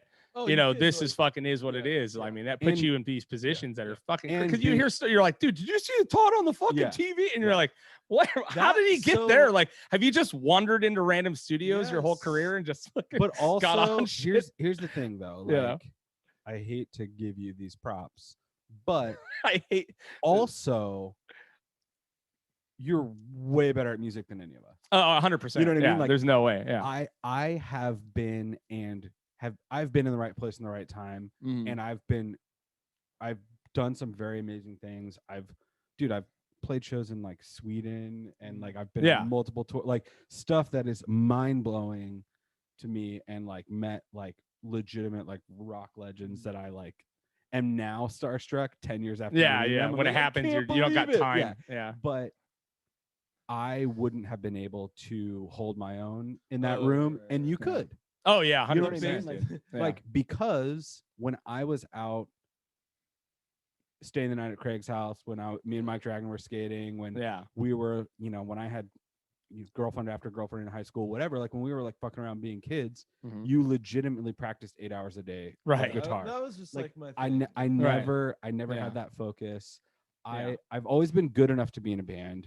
We've been in countless bands being in together. a band and being good but so different. You were the only one that was actually like a real musician. Good and knew your stuff. So you were able to step up to the plate when the opportunity was there, which is different than just wandering into the room and looking cool enough to do it. Right. I can do that. I've done that. I've made half a career doing that. But you actually know how to play. Like you could go there and be better than Jared Leto at playing music for sure. So and I couldn't do that. I felt as you were probably and when you're younger. I mean, in retrospect, I mean, you're still playing. What are you doing right now? Like, I know you're in Jersey. Are you still involved? You're still playing music? I am probably more focused on like getting good. Yeah. Or like practicing. As far as like a real career thing, I'm just at a stage where like I don't know what I want. Like if like the War on Drugs were like, hey, we need somebody to go on tour with us, I would like, there are like a few bands I'd be like, oh, I'll do that. Like, I think if I put my name, like, I could definitely do that as a career. Right. Because it takes a certain, like, temperament is like, being a good hang on tour is 90% of it. And I know that. I mean, and for like, sure. That's the only reason I was able to join Whispertown and do all these amazing things. Because you're a good hang. Like, you gotta be mellow. I could play good enough. And like I could get to 0. I could get to a good enough point, and then I was easy to get along with. I mean, that's that is the secret to being in a band. You know what I mean? Most hired gigs, if you just have to play really even rhythm guitar, right? You don't have to solo. You don't have to do anything like that. You don't have to. You certainly don't have to like improv, right? So most people can do it. Like, that I've been playing for a while. Sure. So I don't know. Maybe I would do something like that. Right now, we're doing like house stuff. Yeah. And so I don't know. Like I would definitely maybe work for a guitar company. I did guitar dealing at Norm's, and on my own. So that's an area. I do lessons a lot. Yeah. I do Zoom lessons if anybody wants a Zoom lesson. There you go, man. I mean, the videos you've been putting together lately with you playing all the instruments, it's been pretty fun to watch, dude. That's been like the only thing I wanted in life, honestly, is a family music room. Right. That's was bucket list. Like if any place we looked at, like but I want to have like, I need you to do overdubs on something. I can just go in my room and do that. So that will be like. So you don't like, obviously never considering the fact that, you wanted to be a fucking full-time musician. You just kind of fell into these cool things, be right place, right time, obviously having the skill set to do it. Like coming into it now as a father, like the idea for me being on tour for fucking 6 months of the year is out of the question. You know what I mean? Dude, it'd be nuts. Right. But like last time I toured was with Ryan. Right. And it was like a name drop. That's not the name you want to drop around. Exactly. That's not now. I mean, and I would like to ask you a little bit about what the fuck, because I was so out of I had no idea what was going on. But he actually also was like, "Oh, you guys are so similar." Yeah. So she gave him my phone number, and I was like, I was never. I knew who he was, but not really like right. And I have a bunch of friends that were, but he was like actually into punk. Yeah, since he was a kid, right? Skateboarding in the 80s. Yeah, he made his name off being the punk rock folk guy. His favorite band is the Smiths, and that's right. A little bit older than us, but same path into Bones Brigade skateboard videos, into the Misfits, Minor Threat, like a punk that figured it out essentially. Weirdly, right? I mean, like how to fucking create weirdly into like Slayer and stuff that we would be into. Yeah. So he did Jenny's record, and then we needed somebody to record our record, and we're like, oh, he has a cool studio, and he'll give us a real friend rate. Yeah. We recorded our record in like 5 days or whatever, and I don't love it or anything, but he was like, oh, you play guitar like me, but better. Like, like you've realized. Yeah. So he was like, oh, I'll like use you for sessions and things like that. Right. Yeah. And that was like kind of like a huge break. Yeah. For me, because it's like, oh yeah, I don't know shit about this dude's music, but like I would be in his band. Sure.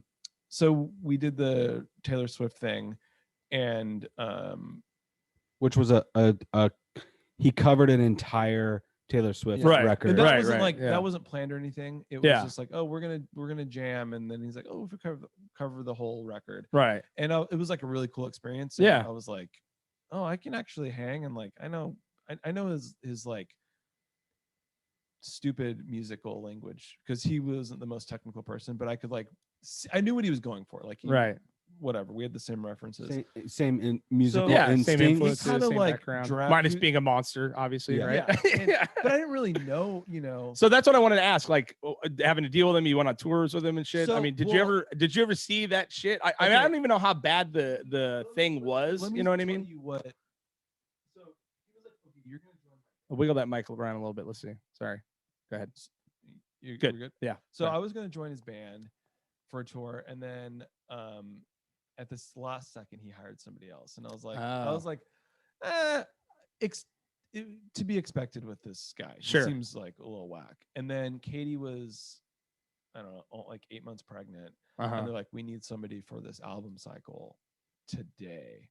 Wow. And Katie's like, are you kidding me? Like, you have to do this. Yeah. Like, it's a, gig of a lifetime. Almost as nice of 4-star hotels, bus. Yeah. It's like one of his biggest tours of that his career. Was going to be. He was like, going up like this, and the money was insane. And it was like, oh, I get to be this thing that I didn't even know I wanted to be. But if I'm going to be in a band, may as well be. This is going to be it. A good one. Best version you could get. Dude. It was like instantly a career, not just being right. Yeah. Because in a good way, you didn't have to care about it. Yeah. Right. In the same way, so it wasn't personal. It was hired gun, which sounds bad, but in a way, it's kind the of best thing to do, dude.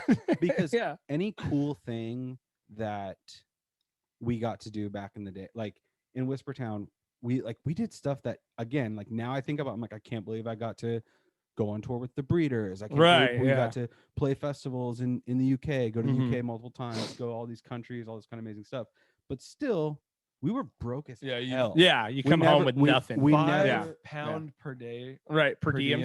Yeah. In London, which is like the most expensive city. You like can buy water. So you bought a half a cigarette. So anything that we did that looked cool, was cool. Yeah. But dude, we lived in so it's funny, like, friends that I didn't keep it in as much contact with, that I had played in bands with before, like assumed, and I've been on both sides of this, been guilty of it. Like, you think, oh, like you're big time now, big like, time, oh, big time Tommy over here, huh? LA guy, like putting out a record. Oh, like you're playing at Amoeba, like just whatever dumb thing doesn't matter. But like in a good chunk of Whispertown 2000, we lived 8 people in a 1-bedroom apartment. Yeah, like it was very. It was the most punk shit. It was more, like Black Flag. Right. It was more punk than playing in punk bands in Ventura. Yeah, dude, we lived in a 4-bedroom apartment with 9 people in it over here in Montalvo for years. And before that, I lived with my parents. Yeah, but I was gone like 5 months out of the year touring. So same thing. Like, we all worked at the same job, and then we all took the time off at the same time and went on tour. It was fun, amazing, but it wasn't like nobody could accuse us of selling out. We were broker than we were before. I mean, on paper, making like $3,500 a week to tour with Ryan Adams is like the lamest shit ever. Yeah, like, but really, it was like sick. And you had your first baby on the way, like, right? You're like, damn, I need to make. So now you're doing money. that out of necessity too. It's either that or I'm gonna go work. So what ended up happening happening in an with office? Oh, I learned like 60 songs. Jesus. Gnarly. I could. Yeah, no way. Yeah, that's insane, dude. Yeah.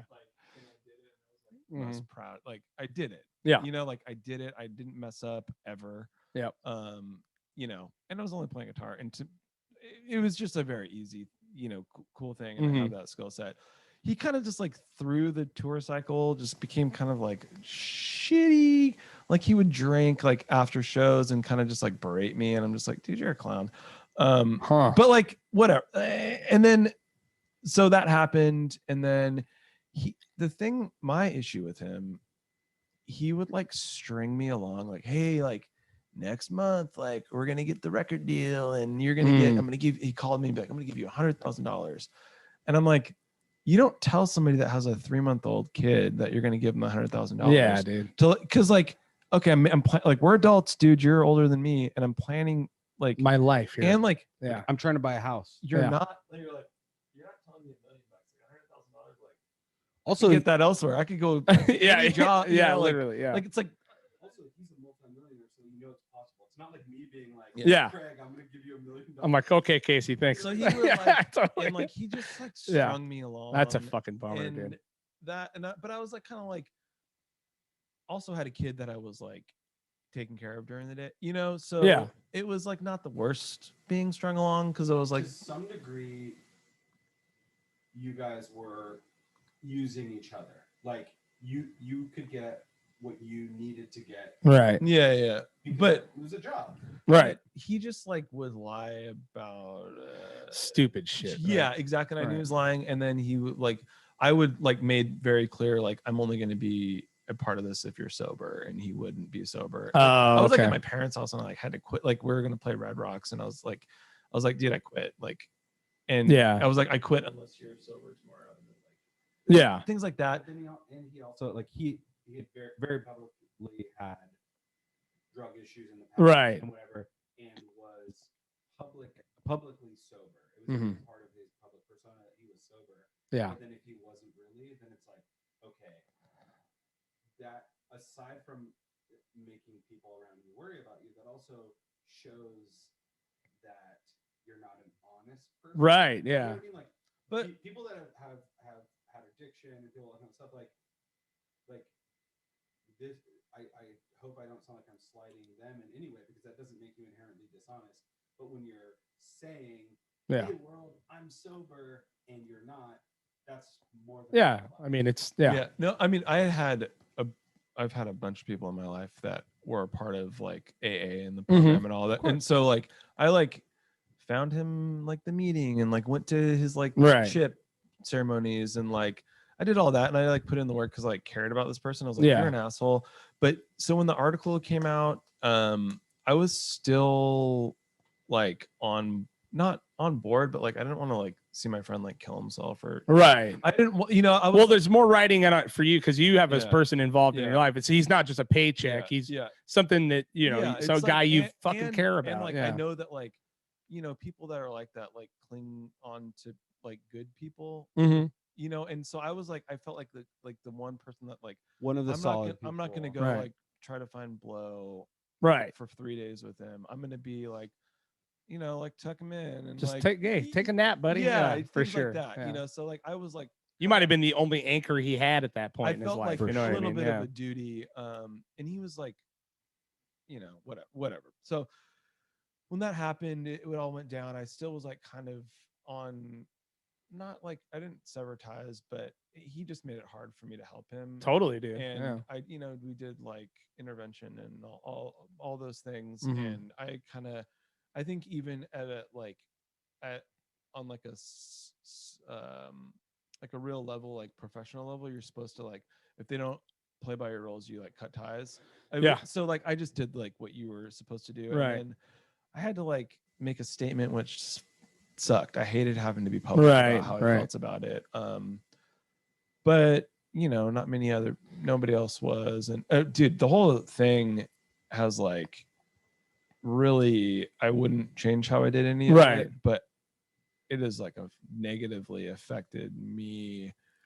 Dealing with like, I mean, it's given me like just issues, you know, and like dealing with like people like, oh, you sold out, and like you left your best friend hanging to work at a guitar shop. And I'm like, dude, like working at Norm's was like the coolest job of my life. Yeah. Made more money than ever. And it was like, yeah, dude, like, oh my Yeah. God, this is what I'm supposed to do. yeah. Norm's like, is a shit. You don't dude. get it. Like, Yeah. you know, or, Well, no one can put themselves in your shoes until Exactly. you're there. You know what I mean? Yeah, and the so- inner dynamics of being in a band, especially if, like that's a machine at that point. You Oh, know what I yeah, mean? yeah, Like yeah, I've been in a sure. band. I've never been a part of a machine. Dude. You know, like, and then I mean, for his you to have to manager was, Nirvana's manager. right, So, exactly, yeah, dude. Like yeah. for you to have to care about someone, Yeah. navigate their well-being on top of taking care of your own shit. It's mentally fucking exhausting. It's physically exhausting. And then if the paycheck's not there, go fuck yourself. You know what I mean? Like, that exactly. There was all of that, and then there was, you know, as far as like any of the having to do with like women, I just didn't see it. That was not. I mean, I was like barely. So I just had nothing to do other than like believe. It was like you got to believe, because Yeah. it's like 20 years, 25 years that people Yeah. are saying stuff. Yeah. And it was a you know, bummer. It's a fucking bummer, dude. Yeah. I mean, and most people, you know, and me and my wife had this conversation a while ago. We were talking about someone that was accused of some shit, you know, and I'm just like, dude, I'm having a hard time imagining it happened. And she goes, dude, you don't know what that guy's like with a chick. Like, you know what I mean? Like one of, you know, not saying anyone here, but like, you don't fucking know whether a dude's likely to hit a chick or not. Like he's not going to, there's not one, Yeah. I'm your friend. I would never tell you, hey man, my wife lipped up the other day. I fucking really gave it to her. Also- Like no guy does that. You know what I mean? Like, especially like the underage, and you know, it's very possible this dude's reaching out to fucking all the pussy in the world. He don't know who's who, you know? Totally. Because someone who has in front of you proven themselves to be not exactly trustworthy in other ways. Right. Okay, that just adds a Whole nother level. For the people, the fans, the super fans, all this kind of stuff. Like, if you don't know what it's like being a band, you don't know what it's like. Right. You assume that that band members are best friends. Oh yeah. It's not, not even close. Even in the smallest, youngest bands or whatever, like shittiest thing, even if you're touring in a car, like, okay, us three are our band. We jump in your truck, Mhm. go on tour. I don't know who you're texting. Yeah, 100%. Yeah, totally. What, Yeah. you know what I mean? Yeah. And especially if it's something that's somewhat shady. I'm not telling you about it. Yeah, for sure, no. dude. Yeah, exactly. no. Like, yeah. What happened? You And disappeared for also- 3 hours after the show. It's I'm like, yeah. sitting next to Todd. I don't know what's in his DMs right now. Right, exactly. Why would I? Also, Right. there is this. It's like, what if you're in a band with somebody and they're kind of your boss or whatever, and then this isn't even specific to Ryan, but Right. anybody, and they're cheating, like, who, like, that's not. I know. Yeah. It's like, what? It's not. First of all, it's not illegal or whatever. Like, who cares? It But, is like, a piece of shit. But yeah, fine. you're like, they're a yeah, piece like, of shit. Some but, people like, are just assholes. Yeah. You're Most like- people are pieces of shit. So you Yeah. don't, and this is before, you know, Me Too and all this. Mhm. So you don't know what is like. There's only what's acceptable to you. Right. 100%. That's what it is. Yeah. And like maybe a boss cheating, like, oh, then I have to like lie to the For sure. spouse or not. If you're having to go to the barbecue after and be like, hey, what's up, Donna? Yeah, I watched your fucking boyfriend. I watched your husband dick down this whore. Yeah, you're Like, you're in a oh, shitty position, yeah. but even still, you're like, I don't know their Yeah. dynamic. Like, I mean, Yeah. I've been on tour with band members that I hate and I wish them bad. You know what I mean? Like, and that can happen. And I'm talking about in a van and we're all Oh, sleeping yeah. on the floor of a punk house. Right. I visited them on tour once. These fools had altogether a caravan of 3 to 4 full-size buses. Right. Yeah. Yeah. And Yeah. the band stayed at the nicest hotel I've ever been to. Right. But they each had their own rooms. Yeah. And then Ryan stayed at his own hotel that was nicer than that hotel. Right. Of course. So you have no fucking clue what's going on. Me Yeah. and you are I think that's like every big band. Yeah. Exactly, Yeah. But I'm just saying it's a like even to us it's a different Oh way. yeah. You know, we're in a band together and you know everyone's taking a shower together because it's the only time Yeah. we take a Literally. shower. Yeah. It's the most Yeah. ridiculous, disgusting, intimate situation, and I still don't know who you're talking Right. about. Of course. This is Yeah. someone who you guys are on tour together. You're not arm in arm But I- on a bench. You don't see sometimes like Yeah. No one's sharing secrets the you whole don't time. see that Yeah. person for 5 hours. Right. You might even like it that way. That's Right. great. Yeah. I wish there was times I when Also, those times I wish I didn't see Chad for 5 hours. I think his 12 from Grace also was, I think the bigger picture was like abuse of power. Right. Promising things and using your studio and your clout in the industry to get. Mm-hmm. And that's not necessarily just because of tour life. And, so I don't know, like. It's hard. It's hard, man. So deep. Yeah. And he and people like him are so deeply insecure that they want to have these powerful, and it's like a whole world that I don't understand. And right. I absolutely don't condone in any way for either players in the situation. It's just something that like seeing it happen seeing it happen next to me with Todd and his family, like it gave me such a new understanding of the situation. Like when a famous person gets canceled and when they deserve it, right? Yeah. Deserve it. Like, dude, like I met when I came and visited you guys on tour, like I met like cool ass punks who were like doing lighting for you guys. Mm-hmm. They just lost out on a 2-year contract. Oh yeah, right. Yeah. No, I like. Dude, you lost the opportunity to buy a house in Ventura. Yeah, that's the thing. This like, is a machine. This guy tanked from being a piece of shit. It was like, oh, I'm gonna buy. I mean, we like went to a realtor and we're like, oh, I'm gonna buy. We're gonna live in Ventura. As soon as this big dog Ryan Adams money starts coming in, we're living it. We were dude. like booked. Yeah. Yeah. There were tours booked, Yeah. There were album releases. Yeah.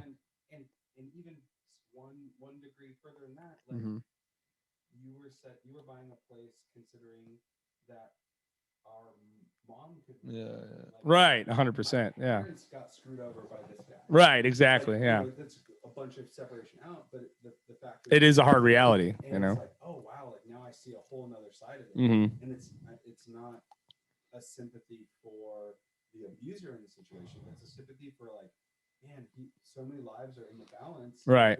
Also, but here, I think maybe he didn't have to take it as an opportunity to, or in general, people that are getting canceled, you don't have to take it as an opportunity to get canceled. Just like try a little bit better, right? And be open. He wouldn't admit to anything. Yeah, see, that's when you double down. That's when you double down and so, you fucking, you're making it worse. Yeah. So there's that. Like you can't, you're like, oh, maybe this is gonna be like your wake up call. Like, nope, for sure. Yeah. So who knows? Yeah. Yeah. You can either take that decision to go further into the darkness or realize, oh wow, I never knew that I was doing this, or even if I did, you know what I mean? Right. You can just say you're sorry, or you can be like, I had no idea. I'm going right. all this stuff, take all these steps, and and it's like, fuck. But yeah. A lot of a lot of superstars or whatever mostly working for them, and like you got to be a kind of nuts to be a pop star, that level of fucking totally, dude. I mean, I remember I worked at DW for a long time, Oh yeah. And I met guys that I was like, I'm not a starstruck dude. The only guy ever weirded me out was Nick Mason from Pink Floyd, because I'm such a psycho Pink Floyd fan. But I used to sell weed to Neil Peart, like when he would come to the fucking. It was like my greatest. Like, dude, every time he'd come in town to start practicing for a Rush tour, he'd hit me up for weed, and I'd fucking sell him weed. And he was such a nice dude, But you have to be like. This guy would roll up and RIP, he was an incredible drummer, really nice dude, but to be that fucking famous is insane. Like this guy would, every time he rolled up the studio, was in the nicest thing I've ever seen, whether it was a motorcycle, it was James Dean's car, it was a fucking whatever. But this dude would refuse to travel in a bus. He would ride a motorcycle from city to city. You know what I mean? He it was just, and like he had a whole entire fucking workforce around just him alone. You know what I mean? And you're like, and I never saw him be weird. I never saw him be any, but it's like, imagine having to fucking ride a motorcycle to a show. You have a team of motherfuckers that are following you, making sure you don't die, making sure your thing's fueled up, because you're sure as shit not fueling up your own motorcycle. And you're like, get the fuck out of here, dude. Like, what do you have to watch someone wipe your ass? Like, what's happening? Dude. And the person that wipes their ass has a family that's dependent. Right. Exactly. Okay. Before. That's crazy. What the fuck? Before I worked for Ryan, or whatever, what little bit I did, I was Sia's personal assistant, and that was like a whole other. What a mind fuck, huh? Imagine having a personal assistant alone. You know what I mean? It was the worst job of all. And speaking, I want to touch on this, and this is the only reason I brought you here. Morrissey. Oh, okay. What's good? Huh? Yeah, you're not familiar? I mean, yeah, I have hated this guy my whole entire life. I pride myself on it, and I don't want to gloat. I mean, it's a bummer that he ended up being a total piece of shit like he is. But you guys are the biggest Morrissey fans on earth, dude. Like, what's? Can I just hear it once? I was right. I just want to hear. I was right. Yeah, totally. Craig was right, dude. Boosh, bitches. Yeah. But also, he changed nothing. Yeah, right. 100%. Yeah. I mean, yeah. But did he actually change, or did it just come to light that he's always been a total fucking turd? I think turds became popular. Right. And racism became more open, and right. everything became black or white. Yeah. In some points, totally. Early. And I think he got caught up in. I mean, he said like controversial shit forever, but the Brexit thing, and the new right, alt-right, whatever, I don't even know what version it is there. Yeah, he associated more with keep England British, right? Yeah, kind of vibe, right? And that's where I draw the line. Yeah, with things that he said. But he's probably always kind of been a little bit like that. Well, I mean, there's not one. I know people that have worked with him. I know people that work for him. Every one of them says he's a fucking prima donna whiner. Oh, dude. I mean, so it's like what here? And here's the thing: like, are you allowed to like the music that the monster creates? Yes, of course you are. You know what I mean? But you know, there's not. There's no limit to fucking stories. You know, I heard a story the other day about him deciding his whole crew needed to shave their head after a show. He made everyone in the fucking crew shave their head. You're like, what the fuck, dude? Okay, like what the fuck? That is like totally hard. Like to me, that's like silly and harmless, whatever. Yeah. With it's insane, dude. With Morrissey, yeah. Like, I don't want brown people. No, I get you there. Yeah. I mean, even that, it's like him being no.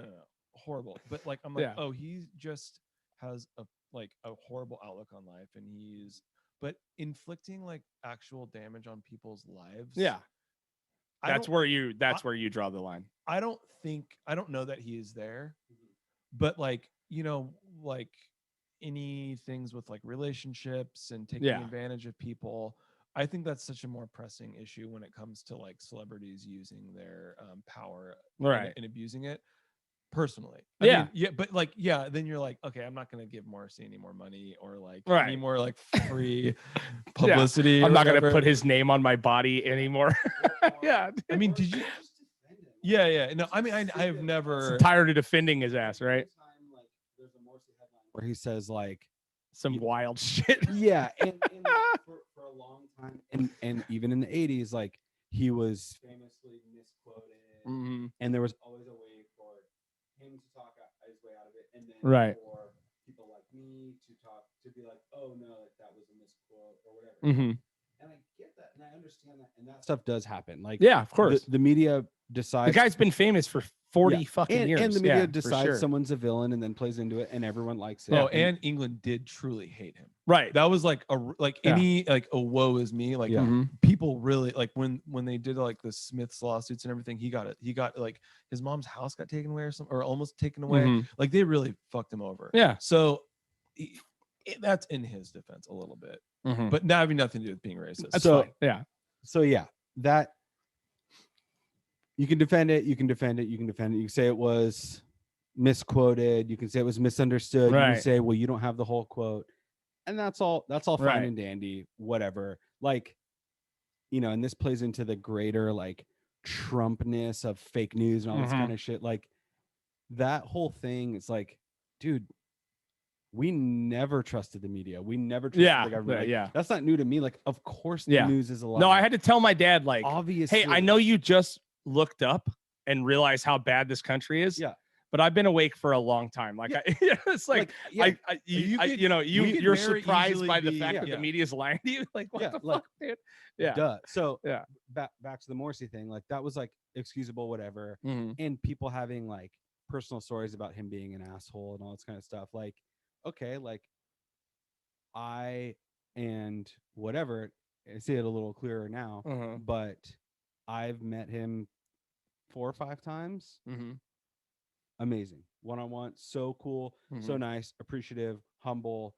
Everything the opposite of what you hear and assume about Morrissey. Made fun of himself. I assumed that he made a whole career off of that. Todd. I assumed even as a fan who worshipped him and built part of my identity around being a fan, I assumed he would be mean to me if I met him.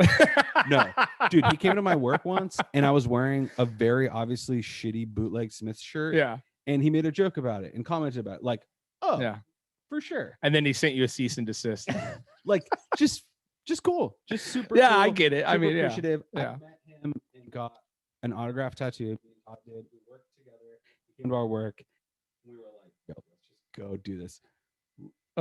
Left, walked outside in the parking lot, stopped him by his car, got an autograph, just walked down the street and got tattooed. Like, I was just talking to my old boss about this. I was gone from work for like an hour and didn't even tell anyone. Right. Like, I was like, I'll lose my job. Yeah. So did it. Totally cool. I met him again like 3 years later at a bar. I saw him and I wasn't going to wrap myself up, but I was like with a couple friends who were like, oh, we're going to get autograph tattoos. And I was like, I'm just going to do it again. You got a second one? Got a second one. So I had one on my wrist, one on my elbow, but I was like, I'm just going to act like I've never met him before because this is very embarrassing what I'm doing. Yeah. And he remembered. He did not. Made a joke about it. He did not. So he's doing it. And I didn't show him. I didn't say like, oh, I remember last time. I was just like, because that's super embarrassing. Yeah. I was like, oh yeah, just like on my elbow right here. And in the middle of writing, he goes, I'll try and make this one look better than the last one. But also I was like, damn, that's cool. Yeah. Like, I don't remember every single person I meet, and I'm not famous. Yeah, exactly. Like, he has no reason. Like, anywhere. Well, it's because you're white. That's why you remembered you. Anywhere he goes in LA, people stop him and ask him for an autograph. I'm sure, man. You know what I mean? Like, why would he remember me? Yeah. Anyways, so I was like, damn, he's fucking cool, actually. Yeah. And so I had only had great. He obviously has a cool side. Like, yeah. So I had only had great experiences with him, and so many of my, so many of my friendships were either rooted in or fortified by Morrissey. Right. I met people at shows. Oh yeah, for sure. Friends with. You know what I mean? It obviously took like a relationship of like me and our longtime mutual friend Mike Dragon. We were all playing in punk bands together. Who is the reason I hate Morrissey? We would all stay at your house. Mike Dragon, it's your fucking fault. We would all stay at your house. Yeah. His house. You guys lived on yeah. Until I got into Morrissey from Todd being Morrissey, and then Mike got into Morrissey and ruined it. Yeah, totally. You know what I mean? Oh yeah. It was insane. And it took me. I didn't stay really close with Mike for much longer after that. Right. Because he got into a totally different scene. Yeah. Whatever. Yeah. But it took me and Dragon having that took us in a different direction than it took you. Like, right. It probably had something to do with. I mean, we never had a falling out or anything. No, like that, not at all. It took us on a path, and our paths went different. And I feel, to me, that was like a marker of it, of like, oh, like he became Morrissey obsessed, and all this kind of stuff, and that led to a million different things for both of us, whatever. But I can never take that away from myself. I can never take that away from Morrissey. Being a Morrissey super fan has done so much for me, right?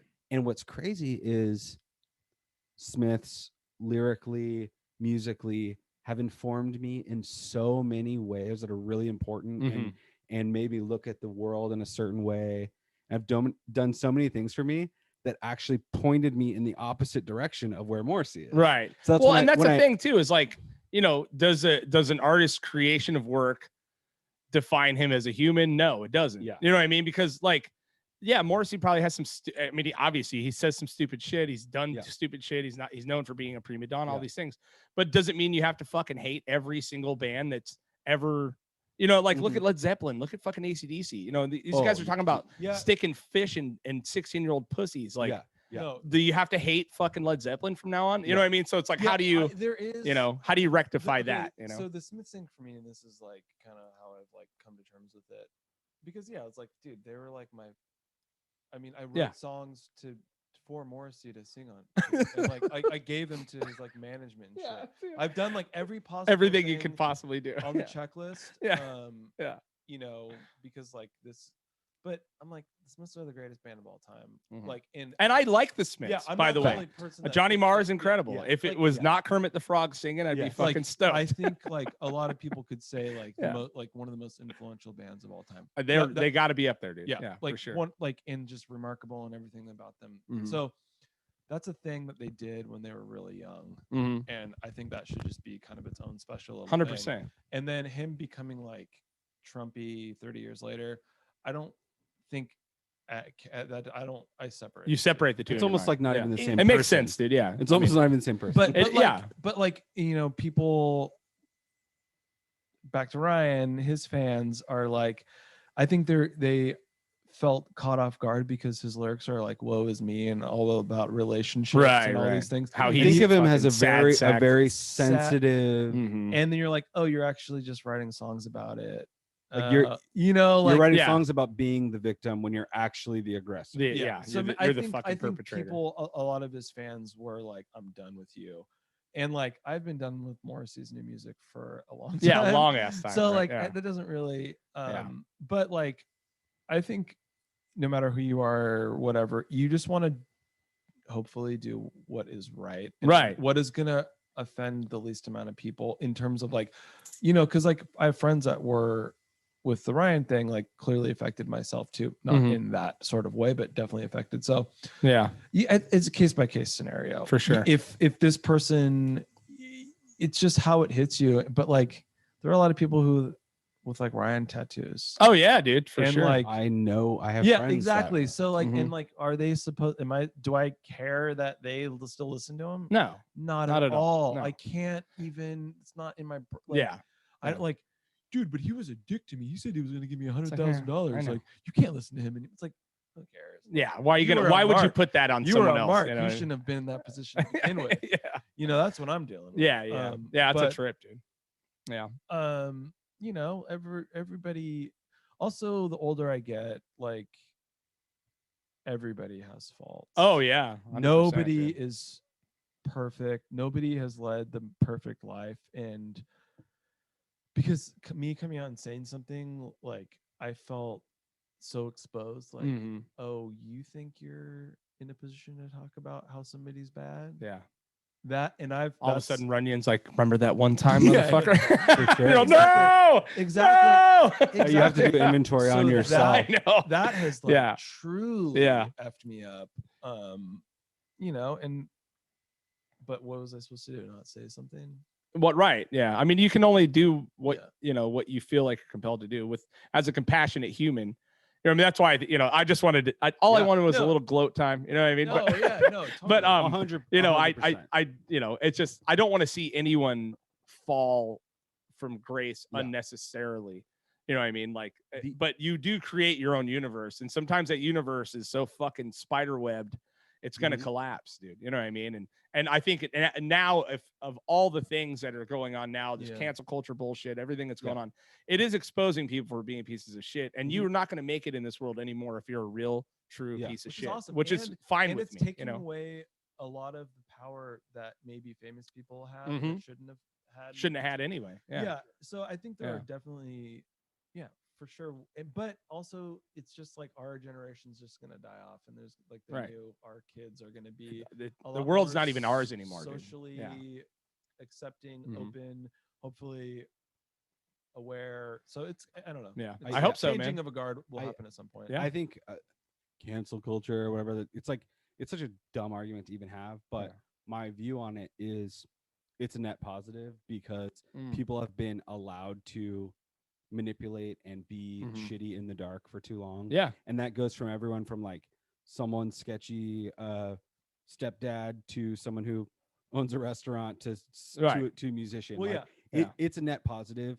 People should get, if you say some racist shit, you should get socked in the fucking face. Right, exactly. Like, you know what I mean? Like, yeah.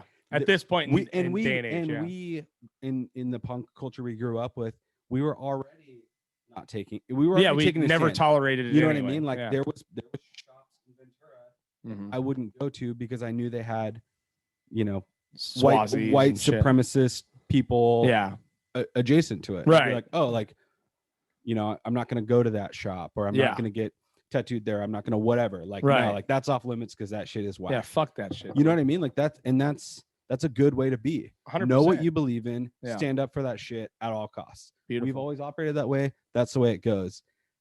The only I have a unique perspective because of seeing how it affected, how one person being canceled affected my brother's life, my brother's kids' life, my mom's life. Right. Gave me a new perspective on it. So I'm not anti-cancel culture. I'm just, the other thing is I'm like, dude, like, I guess the simple way to put it is choose your battles. Like, don't cancel someone when you could have just had a conversation with them. Right. Cancel someone that you know is harming people. Right. Go fuck that person's life up. Right. Like, tear their business down. Get them fucking fired. Beat their ass. Yeah, just because you disagree in an argument, they deserve you know it. what I mean? But also, if someone's an asshole, cut them out of your life. Yeah. The end. That's the canceling that needs to happen. Yeah. Cut them out of your life. Like, hit that mute button. So hang tight. Let me throw the computer charger in here. But yeah, man. I mean, it goes all directions with that shit. I think when I see my kids, I know that this world is not mine anymore. For sure. I'm happy for that. You know what I mean? Yeah. Because the shit I had to tolerate as a kid. Listening to some of these people in my life say terrible things. Yeah. You know what I mean? Does not happen around me. Period. You know what I mean? Like, and I wouldn't have tolerated it, and my fucking kids sure aren't going to tolerate it. So it's awesome. You know? Oh, sorry. But yeah, my thing is like, again, the simple way to put it, choose your battles. Like, wait for the right time and make that shit stick. 100%. Don't cancel someone in the moment and then be cool with them later. Don't, you know, whatever. Like, I think, okay, one little tidbit, like, you know, like investigative journalism and getting all this, that's something else entirely. But like, I do like the Walmart Karen videos and things like that. Where that's when I'm like, dude, you're ruining, like, this person is a racist idiot and they're being loud about a mask or something. But it's like, now you're just gonna ruin their life forever. Yeah. Just to make fun of them. Right. And I think that is. Yeah, I mean, someone's bad day, that's a bummer, dude. You know what I mean? Like, but also, like, imagine being the person that's gonna scream in an employee's face at a, you know what I mean? Like, dude, it's like a little bit like, dude, fuck those people forever. But we've always also felt that way. We've all worked retail and stuff. You know, like, well, there's just like there's other ways, like the public shaming part of it, and you're like, oh, like, I don't know. It's as cringy as the act itself. I go back and forth though, because some people, I mean, but does anybody deserve to have the entire world laugh at them for saying something? I don't know. Stupid? Sometimes depends on what they say. But sometimes, then, like, I don't imagine how I feel bad for their kids. Yeah, because like I've known people who they're like, yeah, my mom's fucking nuts, like hate her. Yeah, but it's still their mom. I feel like I know. Kids like, yo, I saw your mom on Facebook and she was wilding. Like, that sucks. That kid shouldn't have to have that conversation. Yeah, but also like. I think it's net positive because I agree with making it embarrassing to be a racist. Right. Yeah. It's embarrassing. You should be fucking embarrassed. But then it's like a crusade of like, I don't. It becomes polarizing. Where's the line? Right. Like, where's the line? And I mean, I've been like pacifist dude, you know, trying to be socially aware as much as possible, like for majority of your life. Yeah, for everybody. You know, but my parents, you know, whatever. But like, I'm like. Not that I want to see where these horrible people are coming from, right? But like, for everybody just to be like, the world is laughing at you now. You're a meme because you're a horrible person. But like, It's a bummer. It's a bummer way to approach it. Is that the way you resolve it? Like, no. You know, what if, and then you think of like, okay, the person that like kills somebody is like a murderer or whatever. They go to jail for 40 years. Like, now we used to be, I don't know what the right answer is. We used to be accepting of the death penalty. Well, of like the people can change. We used to say they pay their debt to society. Yeah. There's no amount of time, there's no amount of jail where a person can absolve themselves from a public shaming. Right. Like, it's like, oh, you called me the N-word because you were mad. And now that person is just the person that did that. And there's nothing they can do to never not be that person. And like, you know, that is horrible. Very, very horrible. And horrible to have thing that, to do. But there are people killing people, going to jail, getting out of jail, and being, I don't know. There's just like no the public like court of public the opinion, social media landscape is there's no it's so hard to and navigate. There's no like, and racist people, fuck them all. But like, I don't know. Like, it's more sad to you than anything. And I have personally racist friends. Yeah, we know. No, I have Morrissey. No, people like, okay, when the Ryan thing happened and I made a statement, Perez Hilton wrote an article about me on his blog about how I knew about Ryan's behavior and how I like let it happen. Oh, dude. And that, oh fuck. Yeah. That's brutal. Nothing in my life has ruined me more than that. Just him trying to score a point with me. Right. And like, oh, that wasn't the case at all. Yeah. You know, it wasn't real, but that like fucked me up. Dude. Yeah. Dude. You know, like imagine a tabloid guy writing an article about you. Well, that and just being accused of a fucking someone that's watching all this go down and letting it happen. Or, oh yeah. And somehow then, like you have a hand in it now. Like, you know what I mean? Part of it was like, Ryan didn't like step up at the time and say like, yo, he had nothing, like, come on, dude. Like Todd had nothing to do with this. So he didn't do that. So that when I was like, okay, dude, you're dead to me forever. Fuck you. If it's on site, I will fucking don't ever look at me and right. Like yeah. You've you know, that's brutal, man. Came for my money.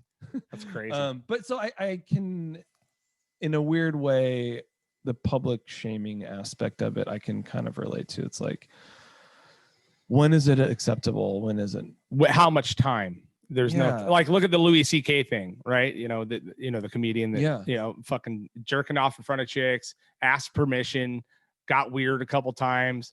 You know what I mean? Like, and it's like, is he supposed to be, he's probably one of the greatest comedians on earth. What is he? But is he going to be canceled forever? Like, what's happening? Well, you know? Like, I think with him, it's you know, it's our right to be a fan or not. But I think it's how the person acknowledges what they did. I think that is that's a massive one. That's a huge level of what's going to let them back into the fold.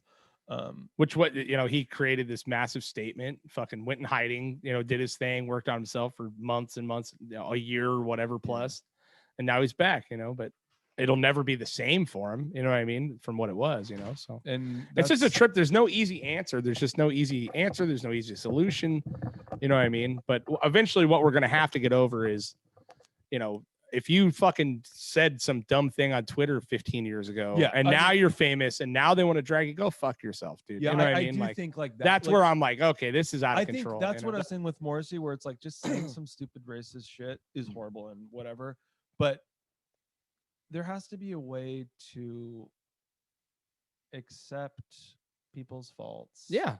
Of course. You know, and like, well, we used to be able to, you know, like a Republican used to be married to a Democrat for years. You know? So I think that part of it, the whole discourse and everything, I you know, also like I'm a dad and so far removed, and I've been in a relationship for a long time, and like not, you know, it's like, it's just different. It's icky. We're not in the mix. No. It's complicated, but I will say in defense of public shaming is the new political climate, the Trump-isms, the Trump world glorification, that being brought to the spot, you know, to center stage of American living, embolden a lot of people. Oh yeah. And we need to take that away. Yeah, 100%. In a weird way, it's good because you're like, okay, no one can hide. Now we know who you guys are. Yeah. At the same time, for me to say, like, no, that person shouldn't be public shame for being racist. No, but what about their family? Like, think about how they made people feel their whole life. Oh, dude. Yeah. I can't even. I'm just saying, like, Yeah. like, you see these videos, like this lady, like, called the cops on a black man for being in a park. Right. Yeah. Like, yeah. That lady should not be allowed to live her life that way.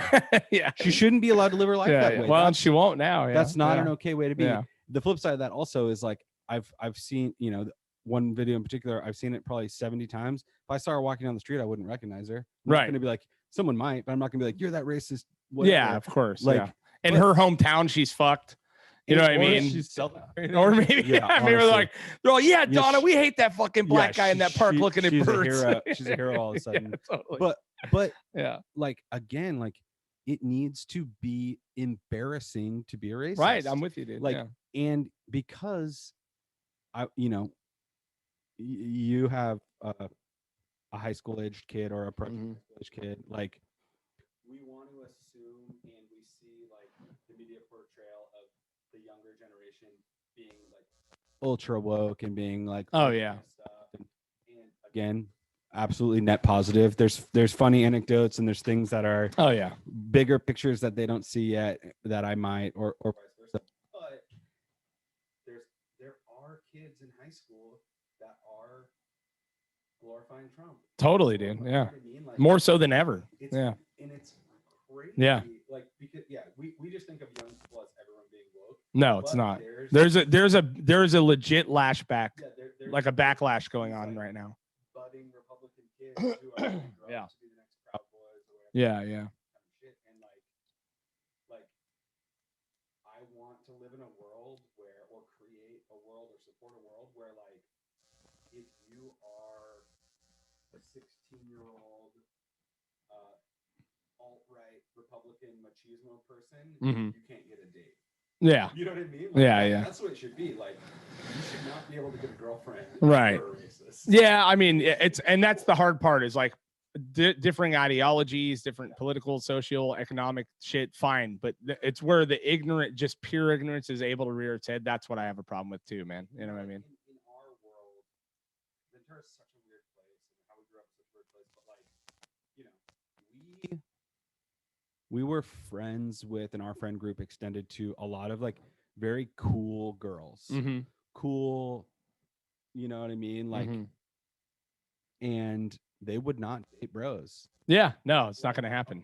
Yeah. Not spit game to one of our girlfriends who was pretty cool, stylish. Like, they, you know what I mean? These were like hot babes in high school that were not attracted to your surfer fucking moron. Yeah. I mean, there's such a strange place that, like, at least at like the school at Buena and whatever, like our version of like the prototype like jock. It wasn't like a jock. It was like a surfer. Right. You know what I mean? Like, we didn't. Yeah. It wasn't like the football star who was popular. It was like surf bros and whatever. Yeah. But our friends wouldn't give them the time of day. Right. You know what I mean? Like, you couldn't be a machismo, jock type. Yeah, and get traction with our group of friends. Yeah. Girls. Yeah. And that's the way it should be. Yeah, like, man. Yeah. It should not be cool or popular to be a Trump teen. Right. Yeah. Like, it should be embarrassing. Yeah, but all that behavior's taught, dude. It's all fucking taught. You know what I mean? So. Absolutely. Well, I just don't want to let it slide. And it won't. I think generally you are right. Net positive. We're going that way, But, hey, thanks so much for coming on the podcast. I know you guys got shit to do today. We're almost 2 hours in. That's awesome. I could do this all day. Me too. Yeah. On or off. Yeah, for sure. I'm stoked to see you guys in town. East Ventura punks, bro. Shout out Montalvo. That's right, dude. That's what's up.